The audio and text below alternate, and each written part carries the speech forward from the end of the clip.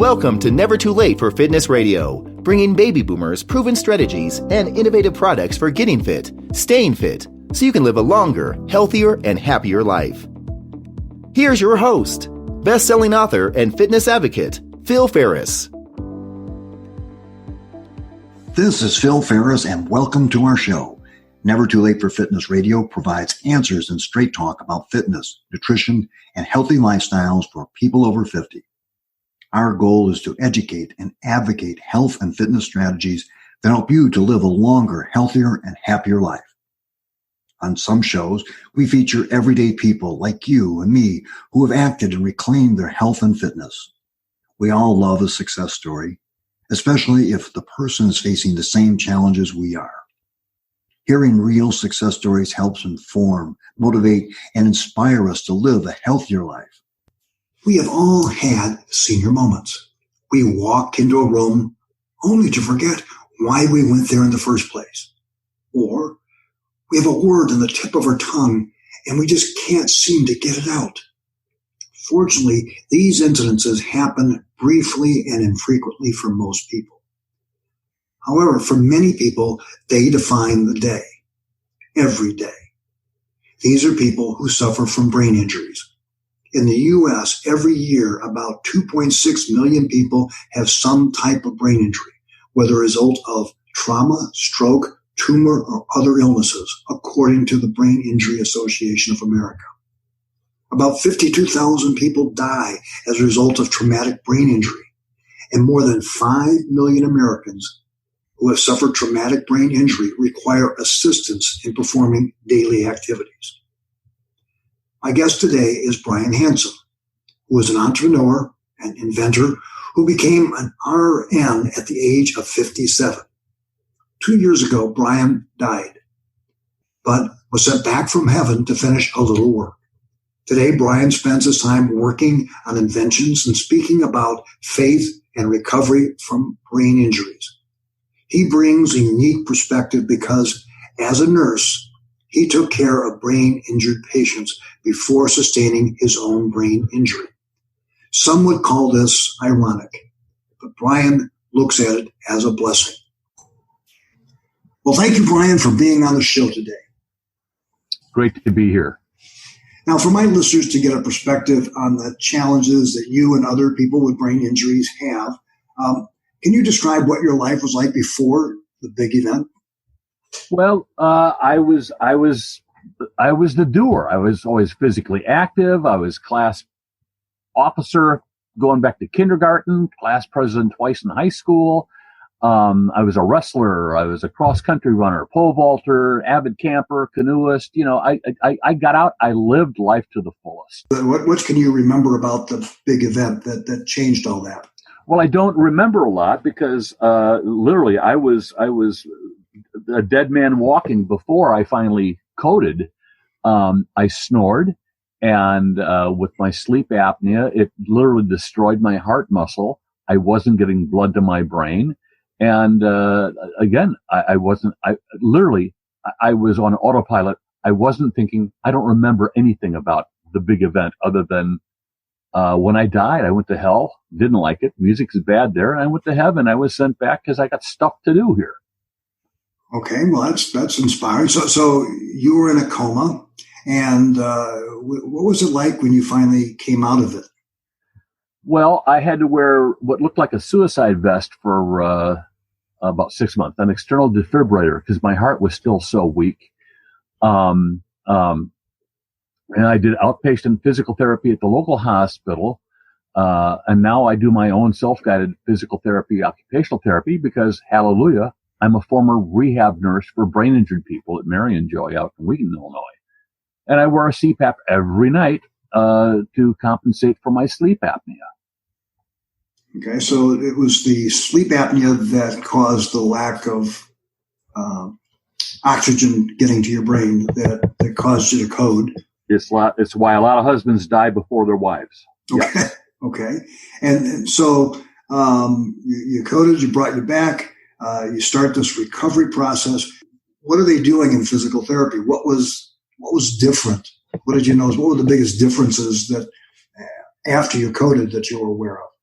Well, again, my short-term memory is still whacked. I chart constantly because my short-term memory is limited to about 15 minutes. But they got me at the physical therapy area at the hospital. They started me on a treadmill, and I think they started me off like walking slowly for 3 minutes. By the time I was discharged, I think I was up to, I can't remember how long, but it was half an hour or whatever, and at a faster pace, but faster pace meaning walking, nothing close to jogging. It was just a kind of semi-fast walk. So they were focusing on just getting you physically strong enough to function on a day-to-day basis by walking in a treadmill. Exactly. And that's what I do now. I've got a treadmill here. I have a Schwinn, a vintage Schwinn exercycle. And again, I chart it. I make it a point. Every day I do physical therapy and occupational activities. And I'm still really weak, but I'm really motivated. I want to dig down a little bit into the physical part. And I also want to talk a little bit about, did they, in their physical therapy, did they do anything to address the brain damage? No, it was strictly the physical part of it. Again, I have a copy of an MRI here that shows a big chunk of my brain. It's like it looks like your brain is like an IBM PC, and one of the memory cards got pulled out. Okay, all right. So memory cards pulled out. So let's talk about some of the specific challenges you go through from a day-to-day basis. And again, I don't know if people can appreciate that you know how this can change your day-to-day life. Physically, you say, "Well, I'm still weak," and one of the reasons you're weak is you were several months, in a hospital, and right. You have a lot of atrophy. And as we age, our muscles atrophy even more rapidly, and we decondition more rapidly. So, that's normal for someone that's not, laid up in a hospital and recovering from being dead. So, let's talk about some of the specific challenges and kind of walk me through as you became aware of the limitations and how it affected your life and what you did about it. Well, number one, again, I got my little notebook and I've got my daily done data diary, and I chart throughout the day to figure out what I have done. I have a list of the stuff I need to do. Otherwise, I won't remember it. And I wear my Carhartts all the time because I lost my thermal regulation. I'm cold almost all the time until really hot days, and then I have to rip my clothes off because I get too hot. There's like a 3-degree temperature range where I'm comfortable. Okay. And you plan accordingly. Give us an example of you get up in the morning and you plan. What do you plan? Well, number one, I get the dog out, but I grind beans. I make really good coffee, and while that's brewing, I check my blood pressure and I chart that. I check my blood sugars and chart that. I make sure I eat good food so that, my blood sugars are not out of control. And I'm, again, I don't want to get morbidly obese sitting around. So, I plan my day and then I hit it hard. Okay. And now you say if you have your memory span is about 15 minutes. How does that impact what you do day to day? Besides the writing things down, what other ways does that affect what you do and how you do it? Well, look, I'm about to do it right now. I cry a lot. Okay. The good news is they're tears of joy. Okay. I cried the first 6 months just being totally depressed. I cried tears of joy because had I not taken care of brain injury patients, had I not been a nurse doing rehab, I probably would have been suicidal. I see this now as a huge prank, and I'm rolling with it, and I do everything I can compensate to get back to living my life, to being as productive as possible, and I'm going to go camping. You made the comment that you still have to finish a little work, that you have things to do, that you're not, this is kind of a second chance to live your life and do things that you'd always wanted to do. Yet you have, I think you said, God played a prank on you, and you get it, and so now you're rolling with it, but you're gonna take it and run with it. So what are some of the things, little work that you plan to do with the second chance? Well, I'm the luckiest guy to walk planet Earth. It's just amazing. I've been through the Orient long ago. I did a mission trip, sang my way across Uganda, 2004, I think it was. And I saw a need for improved sanitation and need for clean water, and so I'm working on a very simple, cheap invention that will make life better for a couple billion people. And I thought that was the main reason I was sent back, was to finish that up. So I'm slowly working on that. And then the other part is I was introduced to a fellow who was a real high flyer until his car accident and brain injury. And he was never able to work again. And involved with a group called Bison, which is the Brain Injury Support Operational Neurological, whatever. There's a Facebook thing. And I want to go out and speak on their behalf about people with brain injuries from the perspective of a person who took care of brain injury patients before his brain injury. I've learned a lot, boys and girls. From that perspective of the registered nurse and taking care of brain, what were some of the things that you learned, specific lessons that have helped you as you are on this journey of your own recovery? Well, something I've relearned the lesson I've taken with all my life, thanks to my mom and dad. And my motto is never, never, never, never, never give up. And whether it's being physically fit, because if you aren't physically fit, odds of you dying are, go way up. And if you have a job to do, sometimes you just have to keep your nose to the grindstone. Teddy Roosevelt had a game he played as a kid where you do this thing and you go, over, above, around, and through or whatever, but you never turn back. You continue on your journey. I'm on a mission from God, okay? And I'm going to continue on my journey. I'm motivated. So that's one, never give up is a great lesson. And I guess there's probably times when we all say, why'd this happen to me? And especially now with the coronavirus and everything that's going on, why me? Why us? Why now? Or we can say, gee, this is a challenge and I'm going to get through it. Right.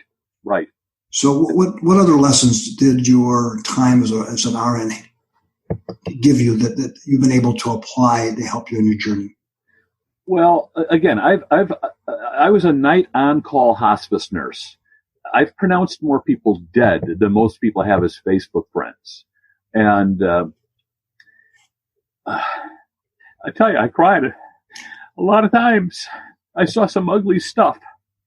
And then after my big event, a lot of those people have come back to me and telling me, you got another shot at this. Don't screw it up. And we all need to have that lesson. We all fail. If you never try, you'll never fail. The key is try and accept your failures, learn from them, move on, live life to the fullest. I got the memo. Yeah. All right. So you got the memo. And so you talked about having goals and having a purpose. And so tell us about some of the goals that you have and how you're going about accomplishing them? Well, again, I try real hard to get organized, because otherwise I'd be sitting in a wheelchair or a chair in the nursing home someplace, drooling on myself. I don't want to do that. I want to be active, so I plan accordingly. I plan to work around and overcome whatever disabilities or whatever lack of abilities I may have here. Again, I'm back to working on inventions in my little garage workshop. I bend conduit. I do it very slowly, but again, I continue to be motivated to move forward, to make not just my life better. I want to make the world a better place. Okay, I'm going to kick the bucket again permanently one of these days. I want to leave the world a better place when they cart me off the anatomy lab. Now you mentioned that how your dog is an integral part of your life and your fitness. Talk a little bit about how you use your dog in your day-to-day life. Well, she keeps me honest, and she keeps me on a real schedule, which includes I should have gotten out of bed at 3:00 this morning because she wanted to go out. I didn't want to get out of bed, and I woke up and there's a little memo from her on the floor that I had to clean up, and look, I don't sleep that well anyway. I should have got my butt out of bed and stayed on task. So we walk a lot, and I try to walk farther every day. Now the snow is melting, and we look at what a wonderful world we live in, and for as screwed up as things are, if you're into the Chinese stuff, the yin and yang thingy, there's bad and good, and there's good and bad. I'm trying to see the good, and I'm trying to make the most of the good.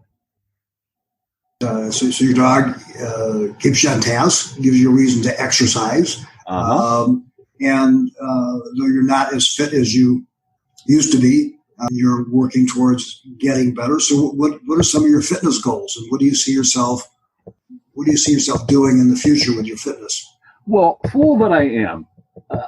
Again, I was an okay athlete as a kid, and I still remember, running cross country. I still remember being a high school wrestler, not a good wrestler, but an okay wrestler.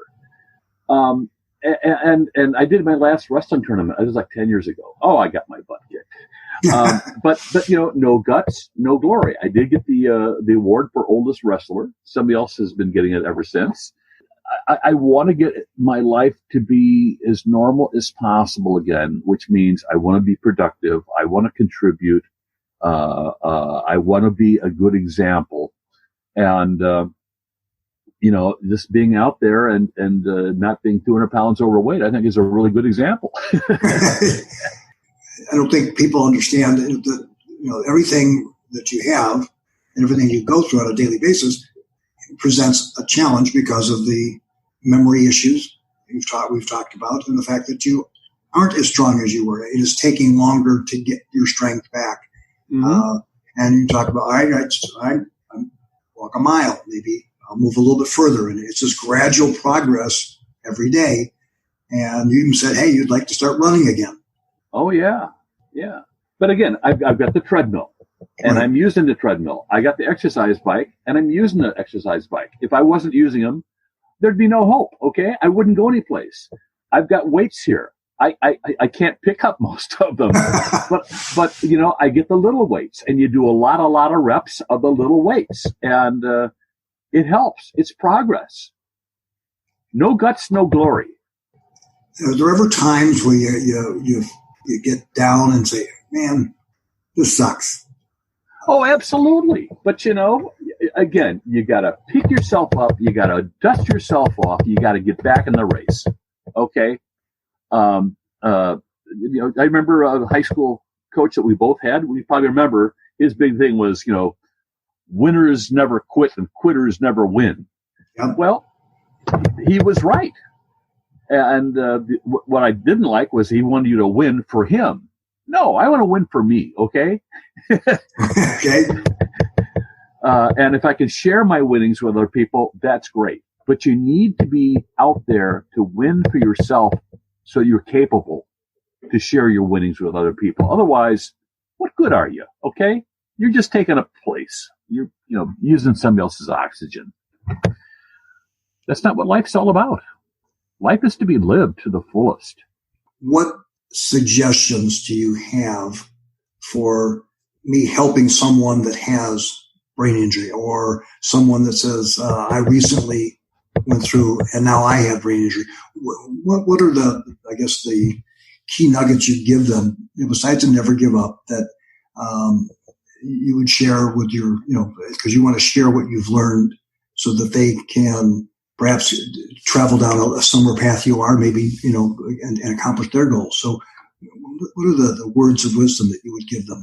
Well, one rough thing about brain injury is that for a guy who's 70 years old, I still present well. I look pretty darn good, but I have a brain injury. And most of us who have brain injuries have this invisible injury, and people don't see just how it has affected us from our point of view. And so, people go, well, gee, what's the matter with you? Why don't you do this again? Why don't you do that again? My brain can't process it. And so I have to do workarounds. I have to do my notes. Otherwise I won't remember what the heck I did today. So all due respect to Jerry's Kids and all the ads on TV for all the stuff that's going on in the world, there are lots and lots of brain injured people out there, and we need to get a team together. We need to get some awareness for brain injury, because more of us are surviving these days. If there hadn't been a ventilator handy when I coded, I would have stayed dead. So we're surviving physically, but mentally, we're pretty impaired. And again, what you got to do is you pick yourself up, you brush yourself off, you get on. And I focus on the positives, and quite frankly, I've unfriended all kinds of old people, friends and stuff like that, because they don't get it. They're energy suckers. I don't have the energy to deal with it anymore. It's not something I can debate.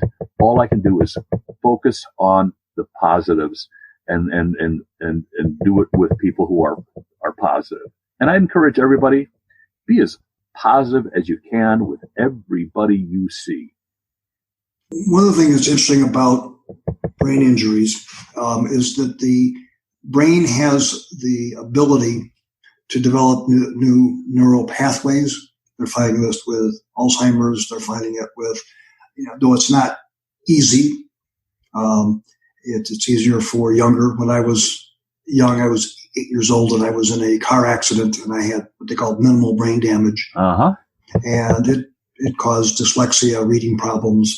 And, I suffered in school, but over time, like 5 to 7 years, the brain learns to overcompensate, and other parts of the brain picks up for the parts that weren't working anymore. So you can do that, but you have to work at it. It's like a muscle. And so they're finding that, you can retrain, rewire, so to speak. Oh, absolutely, positively. Phil, do you remember your ABCs? Sure. And how did you learn your ABCs? Repetition, repetition, repetition, repetition, repetition, repetition. Did you sing them? That was another way. Yep. Exactly, because it uses a different pathway. And as your kid, you're still building a lot of neural pathways as your brain develops. One of the first things you learn to do is sing. And I'll tell you, this chokes me up.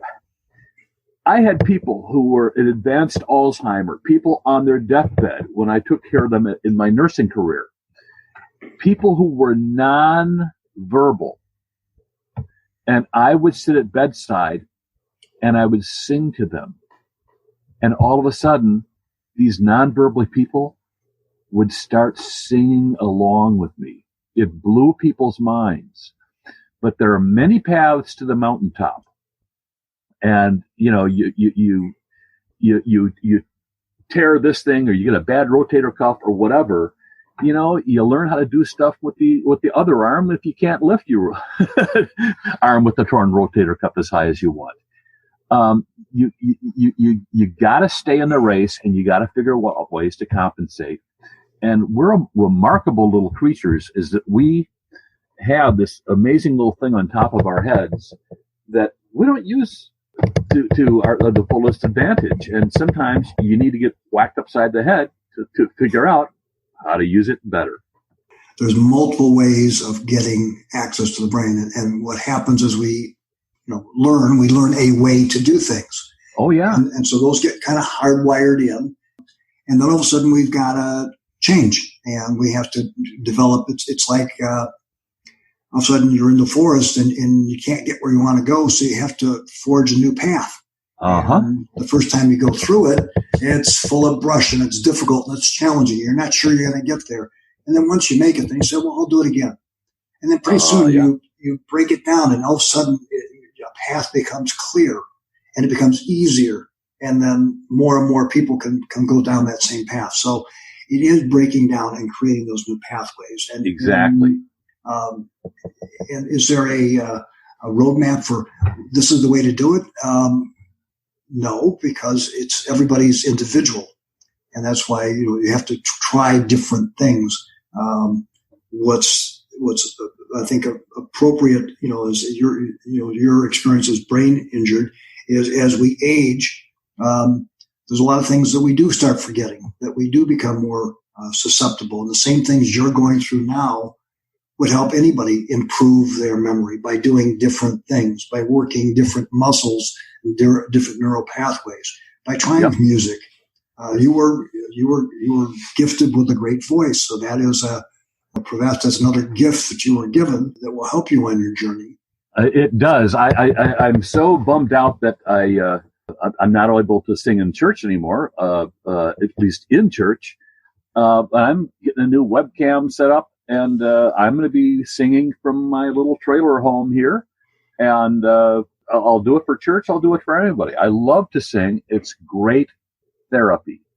The takeaway message for me in our discussions is that just because you get knocked down with a pretty significant injury doesn't mean you sit in the sidelines and give up. You get back in the game and you play to the best of your ability, and you keep playing and you keep playing, and you play it for the love of playing. Mm-hmm. And that's so inspiring to me, and it applies at so many levels, because there's so many reasons that people in your situation could say, well, screw it, I'm just going to give up. And yet you're proof positive that no, you don't have to. There is still a whole wide world out there to live and to contribute and to do things that perhaps nobody else can do. Oh, absolutely. And look, one of the reasons I ran cross country was that I had, Coke bottle glasses in high school, and so I couldn't see anything if I had them off playing football. But when I did play football, I had great friends who were great passers and receivers and runners. And what I knew to do when I was out there, I knew my best job I could do was block the guy in front of me. Okay. I could see him about 18 inches away, and all I could do was hit him as hard as I could. Okay. That was my job. Okay. And you did it well. So. Okay. Yeah. I want to thank you for sharing your story and your insights. If people want to contact you or learn more about Bison, where would they go? Well, I'm pretty active making snide comments on Facebook, and so I do that. Do I give my email address, or what do I? If you would like people to contact you by email, sure. My email address is my full name, Brian A. Hanson, BrianAHanson @hotmail.com. And, send me a thing. I'll send you my little, the sheets I use for my daily do done data diaries and stuff like that. I love to talk to people because, quite frankly, I'm kind of sequestered up here in a trailer in the middle of not in the middle of nowhere, but up in the Upper Peninsula of Michigan right now. And I hardly know any people because I died just before officially moving here, or just after. Yeah, I like to share with people, and I'd love to share what I have learned with other people to make their life better too, because it'll make my life better, making your life better. So if you want to make a connection with Brian, give him, drop an email, and then, you can share ideas. And the whole idea is that, it's about community and it's about connection. And, whenever we go through times of, trial, we're better off doing it together than doing it alone. So there's no I in team. Yep. Absolutely. So, Brian, I want to thank you so much for being on the show and sharing your story. And again, you have a wonderful day. I'm going to go walk my little doggy. God bless you. All right. God bless you. See ya. Bye-bye. You've been listening to Never Too Late for Fitness Radio, hosted by Phil Ferris. To learn more about the guests or resources on our show today, or to listen to past episodes, go to nevertoolateforfitness.com.